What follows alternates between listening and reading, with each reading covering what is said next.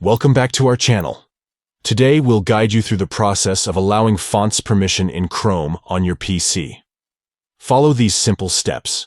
Step 1, open Chrome. Step 2, at the top right, click on More. Look for the 3 vertical dots icon. Step 3, select Settings from the drop-down menu. This will open the Chrome settings page. Step 4, go to Privacy and Security. Scroll down the settings page and click on Privacy and Security. Step 5. Click on Site Settings. Locate the Site Settings option and click on it. Step 6. Click on Additional Permissions. Look for the Additional Permissions section and click on it. Step 7. Open Fonts.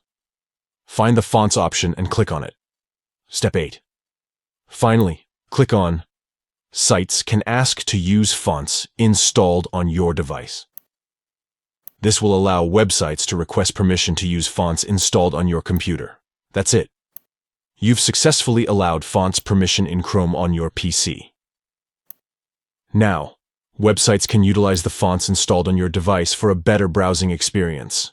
If you found this tutorial helpful, please give this video a thumbs up and subscribe to our channel for more useful tips. Thank you for watching, and we'll see you in the next video.